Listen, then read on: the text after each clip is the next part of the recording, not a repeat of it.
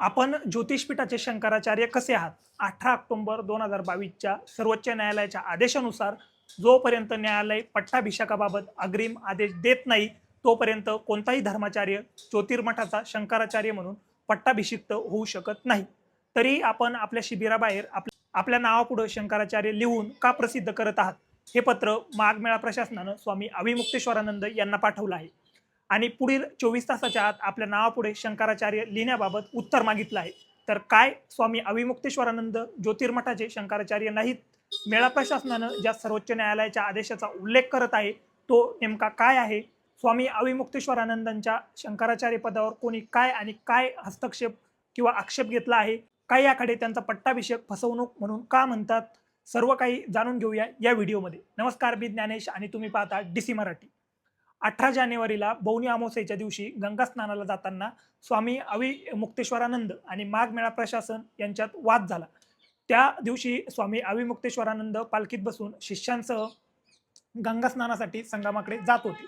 पण मेळा प्रशासन आणि उत्तर प्रदेशच्या गृह सचिवांनी त्यांना संगमाच्या आधीच या ठिकाणी थांबवलं. त्यांना 2 पर्याय दिले गेले. पहिला असा होता की नदीकाठावर गर्दी खूप आहे म्हणून इतके सारे शिष्य एकत्र स्नान करू शकत नाही, त्यांना लहान लहान गटांमध्ये स्नानासाठी पाठवावं. आणि दुसरा पर्याय असा की पालखीने नदीपर्यंत जाणे म्हणजेच अव्यवस्था वाढवणे म्हणून पायीच नदीपर्यंत जावं. पण स्वामी अविमुक्तेश्वरानंद आडले. वाद वाढला. पोलिसांनी अटक सुरू केली आणि त्यांच्या शिष्यांना धावत पळत ताब्यात घेतलं जाऊ लागलं. अनेक मीडिया रिपोर्ट्समध्ये असाही दावा करण्यात आला की पोलीस ठाण्यात नेऊन काही शिष्यांना मारहाण या ठिकाणी करण्यात आली. संतप्त स्वामी अविमुक्तेश्वरानंद यांनी गंगा स्नान न करताच परत आपल्या शिबिरात आले आणि पण ते शिबिरात या ठिकाणी गेले नाहीत. दारातच आसन घालून या ठिकाणी बसले आणि प्रशासनावर आरोप केला की मेळा प्रशासन चंगराचंगरी घडवून त्यांना जीवे मारण्याचं षडयंत्र या ठिकाणी रचत आहे. ते म्हणाले की प्रशासनाने त्यांची माफी मागावी, नाहीतर पौर्णिमेपर्यंत तिथेच ते दारावर विरोध करत राहतील. प्रकरण आणखी वाढलं. अखिलेश यादव यासारख्या आणखी विरोधी नेत्यांनी सरकारच्या विरोधात टिप्पणी किंवा टीका करायला सुरुवात केली. दबाव वाढला तर वाटलं की प्रशासन संतप्त स्वामींना मनवण्यासाठी काहीतरी प्रयत्न करेल, पण ते झालं अगदी उलट. आता मेळा प्रशासनानं थेट नोटीस पाठवून शंकराचार्य पदवीवरच प्रश्नचिन्ह उपस्थित केले आहे. तो वाद जो वर्षानुवर्ष स्वामी अविमुक्तेश्वरानंदांवर चिकटलेला आहे. नियमानुसार सर्वोच्च न्यायालयात प्रलंबित असलेल्या केसचाही या पत्रात उल्लेख करण्यात आला आहे. आतापर्यंत तुम्ही या ताज्या वादाची या ठिकाणी माहिती घेतली. आता हे सर्व जाणून घेऊया की स्वामी अविमुक्तेश्वरानंद शंकराचार्य असण्यावर किंवा लिहिण्यावर काय वाद आहे आणि सर्वोच्च न्यायालयात कोणते प्रकरण प्रलंबित आहे.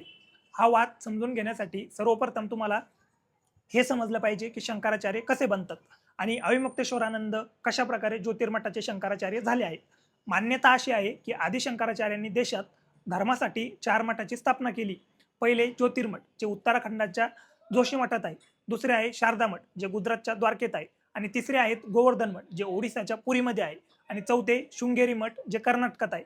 या मठांच्या प्रमुखाला शंकराचार्य म्हटलं जातं.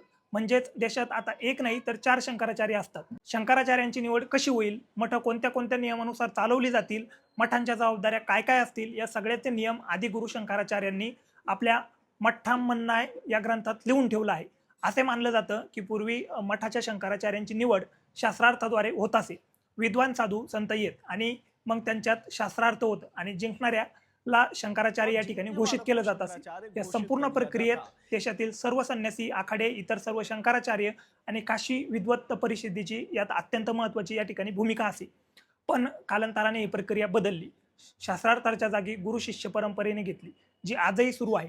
आता विद्यमान शंकराचार्य आपला उत्तराधिकारी ठरवतात, अगदी तसेच जसे आपल्याकडे भगवान बाबांच्या गडावर होते किंवा तसेच अनेक इतर ठिकाणी. अविमुक्तेश्वरानंदांचे गुरु स्वरूपानंद सरस्वती 2 पीठांचे शंकराचार्य होते, उत्तराखंडाच्या ज्योतिर्मठाचे आणि कर्नाटकाच्या शृंगेरी मठाचे. 11 सप्टेंबर 2022 रोजी त्यांचे या ठिकाणी निधन झालं. मग त्यांच्या मृत्यूपत्राच्या आधारे स्वरूपानंदांचे खाजगी सचिव सुबोधानंद महाराजांनी स्वामी अविमुक्तेश्वरानंदांचा ज्योतिर्मठाचा पुढील शंकराचार्य घोषित केलं. सदानंद सरस्वती यांना शृंगेरी मठाचा पण ज्योतिर्मठाबाबत वाद निर्माण झाला.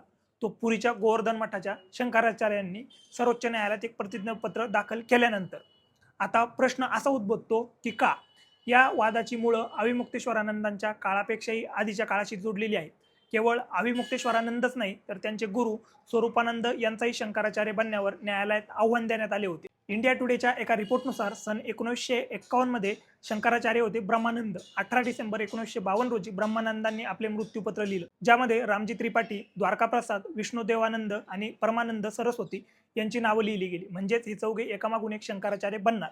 पण तसं या ठिकाणी झालं नाही. शंकराचार्य झाले तिसऱ्या क्रमांकाचे उमेदवार विष्णुदेवानंद आणि मग त्यांनी 25 जून 1953 रोजी आपला उत्तराधिकारी बनवला कृष्णबोधाश्रमांना. म्हणजेच ब्रह्मानंदांच्या मृत्यूपत्रानुसार उर्वरित 3 उमेदवारांचा या ठिकाणी पत्ता कापला गेला. 10 डिसेंबर 1973 पर्यंत कृष्णबोधाश्रम शंकराचार्य राहिले, पण मृत्यूपूर्वीच ते आपल्या उत्तराधिकारी घोषित करू शकले नाही. अशा परिस्थितीत स्वरूपानंद आणि वसुदेवानंद यांनी दावेदारी मांडली. काशी विद्वत पीठ आणि भारत धर्म महामंडळाने विचार केला आणि त्यांनी शंकराचार्यासाठी स्वरूपानंदांची या ठिकाणी निवड केली. पण स्वामी वसुदेवानंद मानले नाही. वसुदेवानंद यांनी 1989 पासूनच या गादीवर शंकराचार्य म्हणून काम करत होते. अशा परिस्थितीत दोघेही अलाहाबाद उच्च न्यायालयात पोहोचले. स्वरूपानंद आपल्या दावेदारीसाठी आणि वसुदेवानंद आपल्या गादी वाचवण्यासाठी. सन 2017 मध्ये इलाहाबाद उच्च न्यायालयाने निर्णय सुनावला. न्यायालयाने वसुदेवानंद आणि स्वरूपानंद दोघांचीही दावेदारी फेटाळली. न्यायालयाने वसुदेवानंद यांना अपात्र ठरवलं तर स्वरूपानंदांची दावेदारी बेकायदेशीर ठरवली.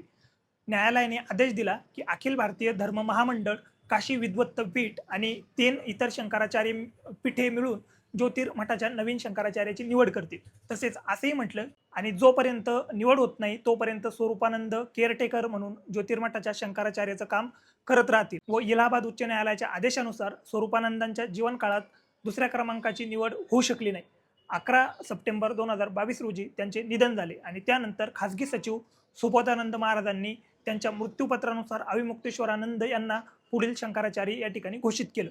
पण पुरीच्या गोवर्धन पीठाच्या शंकराचार्यांनी स्वरूपानंदांची दावेदारी मानण्यास नकार दिला. ऑक्टोबर 2022 मध्ये ते याविरुद्ध न्यायालयात गेले. इलाहाबाद न्यायालयाच्या आदेशाला आधार बनवत त्यांनी युक्तिवाद केला की अविमुक्तेश्वरानंदांची नियुक्ती त्यांच्या समर्थनाशिवाय झाली आहे, जी केवळ न्यायालयाच्या आदेशाच्याच नाही तर नियमाच्याही विरोधात आहे. म्हणून त्यांच्या नियुक्तीवर रोक घातली जावी. तसेच असा युक्तिवादही मांडला गेला की त्यांच्या निवडीसाठी संन्यासी आखाड्याशी चर्चाच केली गेली नाही. आपल्या बचावात अविमुक्तेश्वरानंदांच्या बाजूने युक्तिवाद आला की स्वरूपानंद सरस्वतींनी त्यांना आपला उत्तराधिकारी निवडलं होतं, म्हणून त्यांची दावेदारी अगदी योग्य आहे. ऑक्टोबर 2022 मध्ये सर्वोच्च न्यायालयाने आपला निर्णय सुनावला.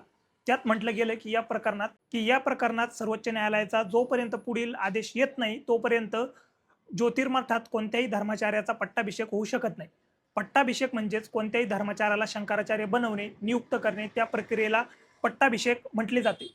म्हणजेच सर्वोच्च न्यायालयाच्या आदेशानुसार ज्योतिर्मठ पीठाचा आता कोणी शंकराचार्य होऊ शकत नाही. पण अविमुक्तेश्वरानंद आपली दावेदारी मानतात आणि स्वरूपानंदांच्या निधनानंतर ते शंकराचार्य म्हणून काम करत आहेत आणि त्यांच्या नावापुढे शंकराचार्य ही पदवी लागते. आता प्रयागराजमध्ये चालू असलेल्या माघ मेळ्यात त्यांच्या शिबिरासमोर लावलेल्या पोस्टर्समध्ये नावापुढे शंकराचार्य लिहिले आहे आणि यालाच घेऊन प्रशासन आता 24 तासाच्या आत या ठिकाणी उत्तर मागत आहे. अलीकडच्या वर्षात स्वामी अविमुक्तेश्वरानंद सतत अनेक वादांशी निगडीत राहिले आहेत. ते सरकारविरुद्ध सतत विधानं करतात, ज्यामुळे वातावरण तापतं. राम मंदिराच्या शिलान्यासावर त्यांनी प्रश्न उपस्थित केले आणि मागील महाकुंभात झालेल्या चंगराचंगरीवर त्यांनी मुख्यमंत्री योगी आदित्यनाथ यांना खोटारडे ठरवलं होतं. त्यांना पद सोडण्याची सांगितलं होतं.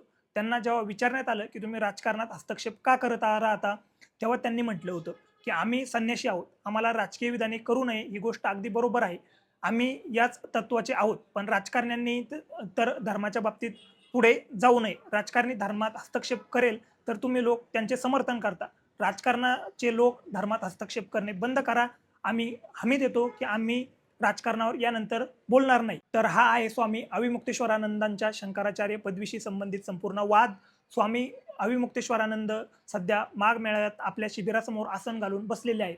त्यांची मागणी आहे की प्रशासनाने त्यांची माफी मागावी. या संपूर्ण प्रकरणात तुमचं काय मत आहे आम्हाला कमेंट बॉक्समध्ये नक्की सांगा आणि या व्हिडिओमध्ये इतकंच. हा व्हिडिओ बघितल्याबद्दल धन्यवाद.